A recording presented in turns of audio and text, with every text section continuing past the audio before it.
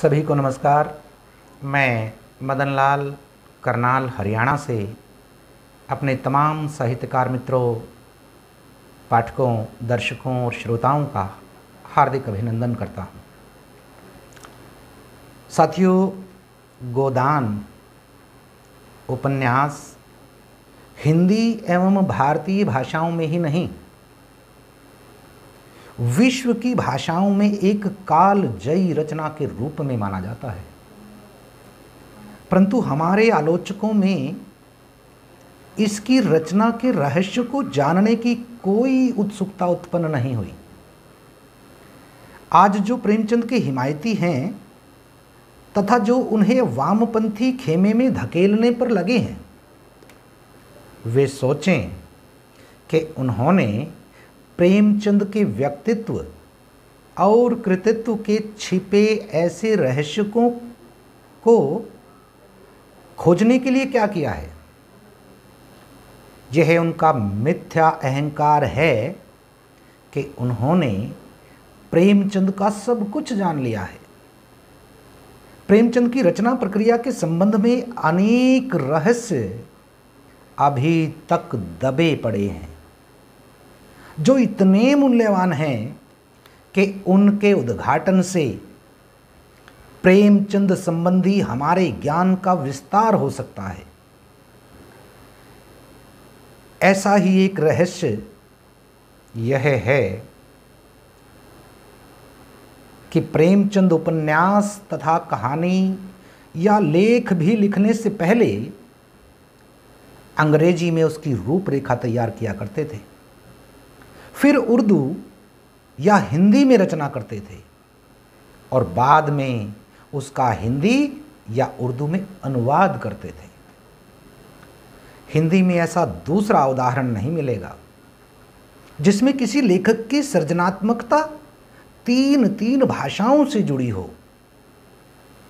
यह खेदजनक है कि आज तक इन 3 भाषाओं में फैली प्रेमचंद की सृजनात्मकता का मूल्यांकन नहीं हुआ है।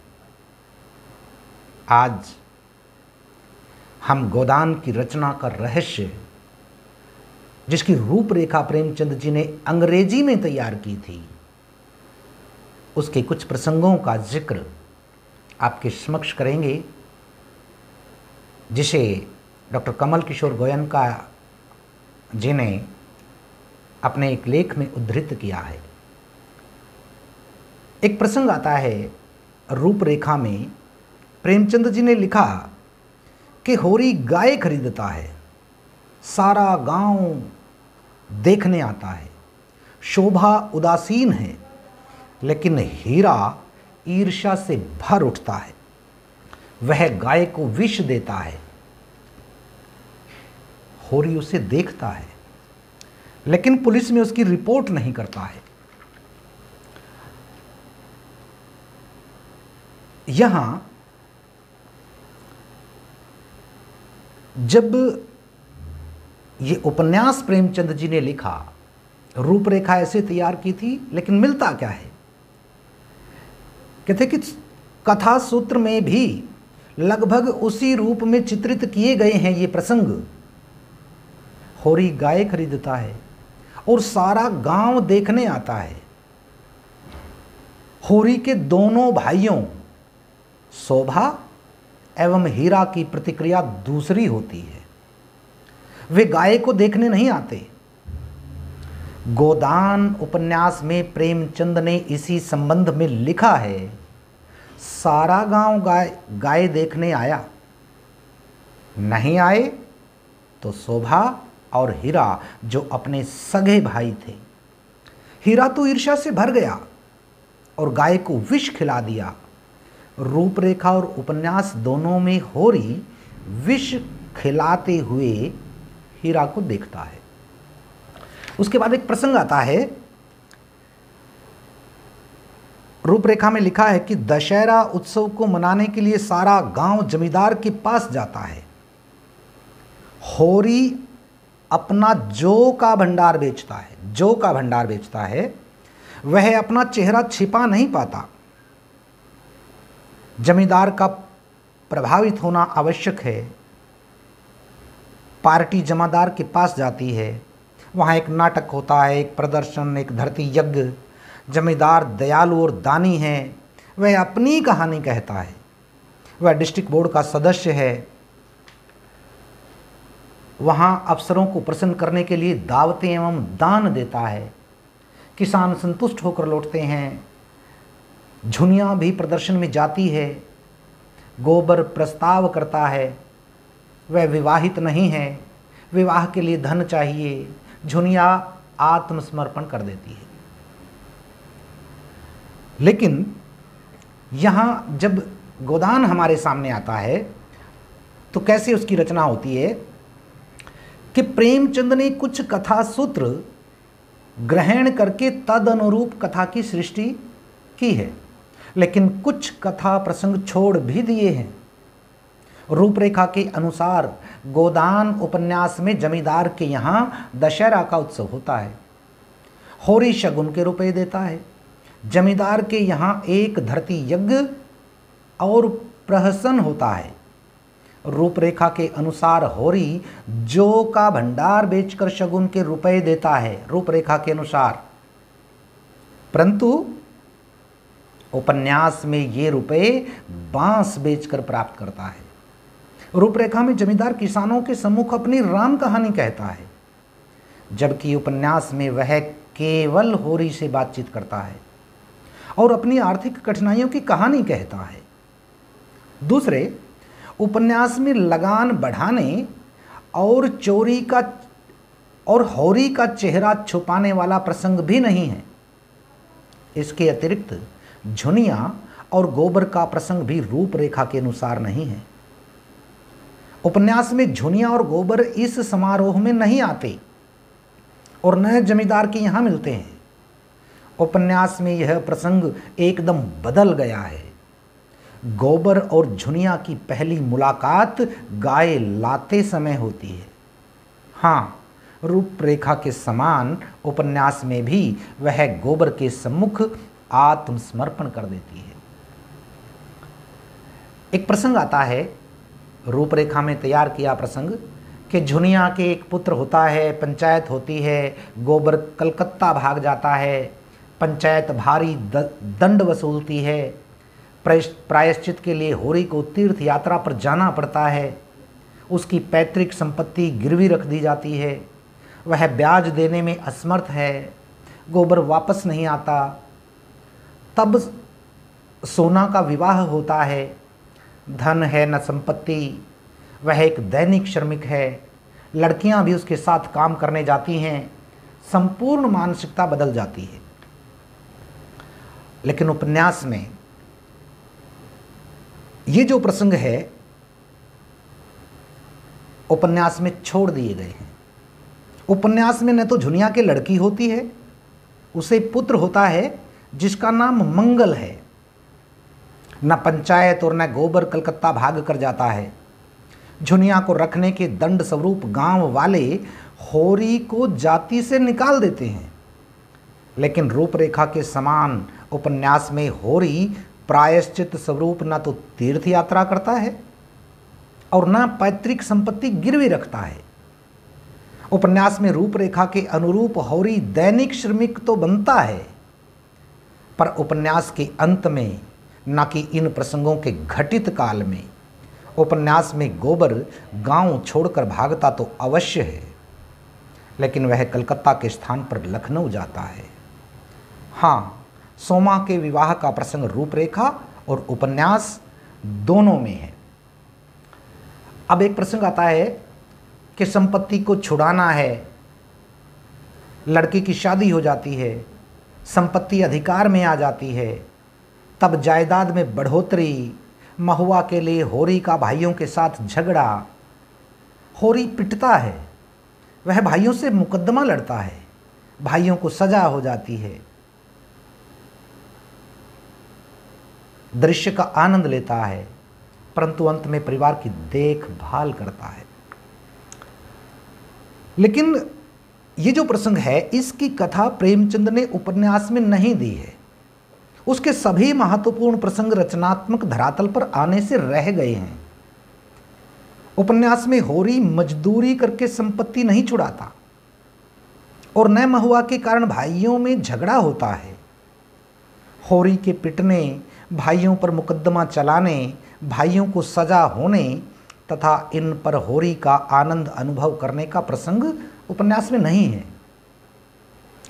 लेखक ने सृजन के क्षणों में इसे अनुपयोगी और निरर्थक समझा, क्योंकि होरी के चरित्र का जो रूप लेखक दे रहा था अथवा देना चाहता था, उसमें इतनी यथार्थवादी घटना को देना उन्हें संभवतः उचित प्रतीत नहीं हुआ। अब एक प्रसंग और जो रूपरेखा तैयार की थी, उसमें लिखा कि भोला के लड़के अलग हो जाते हैं, झुनिया मर जाती है, उसकी एक मात्र पुत्री। भोला उसके बच्चे का पालन पोषण करने लगता है, वह अपना हिस्सा बेटों को दे देता है और एक साधु बन जाता है। जमींदार लड़की का पालन पोषण करता है।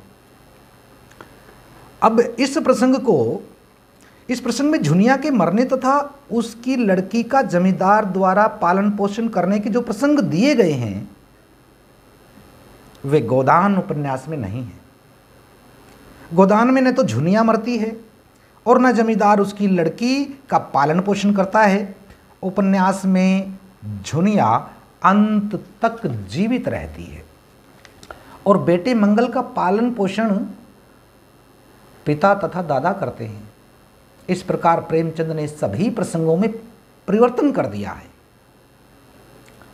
अब एक और प्रसंग है कि होरी की लड़की बेच दी जाती है। फसल इतनी ही होती है जिससे केवल लगान दिया जा सके। जानवरों को खिलाना था, अपना पेट भी भरना था और परिवार का भी। वह क्या कर सकता था? वह शरीर से कमजोर था। झिंकी, एक शब्द आया है झिंकी। झिंकी आजीविका के लिए कठोर परिश्रम कर रही थी। ऐसी स्थिति में वह वृद्ध आदमी अपनी पत्नी को बिना बताए लड़की को बेच देता है। वह अपनी शर्मिंदगी को छिपाने के लिए एक कहानी गढ़ लेता है। अब ये जो प्रसंग है, इसके अनुरूप उपन्यास में भी होरी अपनी पुत्री को बेचता है, लेकिन रूपरेखा के समान पत्नी की जानकारी के बिना ऐसा नहीं करता। उपन्यास में होरी तथा उसकी पत्नी धनिया दोनों सहमत होते हैं, तभी रूपा 200 रुपये लेकर बेची जाती है। इस कथा सूत्र से ज्ञात होता है कि प्रेमचंद ने धनिया का नाम झिंकी रखा था, जो उपन्यास में धनिया के रूप में बदल गया। अब एक और प्रसंग आता है। गोबर एक सौम्य व्यक्ति बनकर लौटता है। बाहर रहने के कुछ अनुभव बताता है। वह झुनिया को भूल गया है, परंतु जब संदेहास्पद साधनों से काफ़ी धन कमा लेता है, उसमें आध्यात्मिक जागृति होती है और जल्दी ही वह घर लौट आता है। उसका पिता मृत्युशैया पर है, लेकिन वह फिर अपने घर में जगह नहीं देता है। गोबर फिर झुनिया के साथ रहने लगता है। अब ये जो प्रसंग है, गोबर संबंधी कुछ प्रसंग उपन्यास में भी हैं। गोबर बाहर से लौटता है, लेकिन रूपरेखा के समान सौम्य बनकर नहीं, शहरी चालाक बनकर। उपन्यास में रूपरेखा के अनुरूप गोबर में आध्यात्मिक जागृति की कहीं चर्चा नहीं है और न वह संदेहास्पद साधनों से धन ही एकत्रित करता हुआ दिखलाया गया है। होरी की स्थिति भी मृत्युशैया पर पड़े व्यक्ति जैसी नहीं है। एक और प्रसंग देखिए साथियों, रूपरेखा में क्या लिखा कि भोला एक बहुत छोटी उम्र की विधवा को पत्नी बनाकर लाता है। वह होरी के साथ रहने को आता है। उसके लिए एक झोंपड़ी बनाई जाती है। वह चोरी करने लगता है क्योंकि उसे कोई काम नहीं मिलता है। जंगी इस स्त्री की ओर आकर्षित होता है और वे चुपके चुपके मिलने लगते हैं। एक दिन वह स्त्री उसे छोड़ देती है और जंगी के साथ चली जाती है। भोला मर जाता है। बेशर्म बनकर वर्षों जंगी के साथ रहता है। एक दिन उसकी पत्नी उसे फटकारती है और झाड़ू से पीटती है। भोला का अंत हो जाता है। यह जो प्रसंग है यह भी उपन्यास में दूसरे रूप में इसका वर्णन प्रेमचंद जी ने किया है। उपन्यास में भी भोला दूसरा विवाह करता है और उसके परिणाम भोगता है, लेकिन न तो वह होरी के साथ रहता है और न ही चोरी करता है। भोला के बेटे जंगी और उसकी युवा पत्नी जोहरी के अनैतिक संबंधों को भी प्रेमचंद ने उपन्यास में कहीं भी प्रस्तुत नहीं किया है। उपन्यास में जोखेराम और जोहरी के अवैध संबंधों के एक दो प्रसंग हैं। प्रेमचंद ने पुत्र विमाता के अवैध संबंधों को संभवतः इसलिए चित्रित नहीं किया क्योंकि वे इतने नग्न यथार्थवादी न थे। रूपरेखा और उपन्यास दोनों में ही भोला पत्नी से पिटता है, परंतु उपन्यास में उसके अंत का उल्लेख नहीं है। अब एक प्रसंग और आता है साथियों कि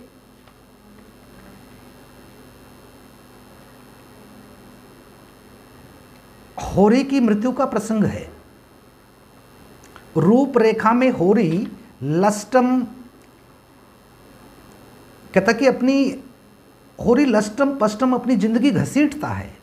गोबर अप्रत्यक्ष रूप में अपनी माता के माध्यम से उसकी मदद करता है, जो निष्ठा से पति की सेवा करती है। अंत में उसका समय आता है और वह मर जाता है। गोबर उसके लिए गोदान करता है। कृषि प्रदर्शनियां, उन्नति, साहित्यिक आंदोलन, चीनी मिलें, सहकारिता का भी विवरण देना है। अब ये जो प्रसंग आया, होरी की मृत्यु का प्रसंग गोदान में है। रूपरेखा में होरी लस्टम पस्टम अपने दिन बिताता है और अंत में उसका समय आता है और वह मर जाता है। रूपरेखा में होरी के मजदूर बनने और लू लगकर मरने का उल्लेख नहीं है। उपन्यास में गोबर द्वारा माता के माध्यम से पिता की मदद किए जाने का प्रसंग भी नहीं है। रूपरेखा में होरी की मौत पर उसका बेटा गोबर गोदान करता है, जबकि उपन्यास में धनिया 20 आने से गोदान करती है। उपन्यास में बेटे के स्थान पर पत्नी के द्वारा गोदान कराकर लेखक ने उसमें घोर त्रासदी एवं धार्मिक व्यंग्य उत्पन्न कर दिया है। यदि गोबर गोदान करता तो कथा में नयापन नहीं आता और न इतनी कलात्मक ऊंचाई तक ही उपन्यास पहुंचता। अंत में प्रेमचंद ने कृषि प्रदर्शनियां, उन्नति, साहित्यिक आंदोलनों, चीनी मिल, सहकारिता आदि जिन विषयों का रूपरेखा में उल्लेख किया है, उनमें से अधिकांश उपन्यास में नहीं है।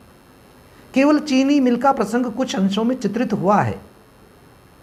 निष्कर्ष रूप में गोदान की यह आरंभिक रूपरेखा प्रेमचंद और गोदान उपन्यास दोनों की सृजन प्रक्रिया के अज्ञात रहस्यों का प्रामाणिकता के साथ उद्घाटन करती है।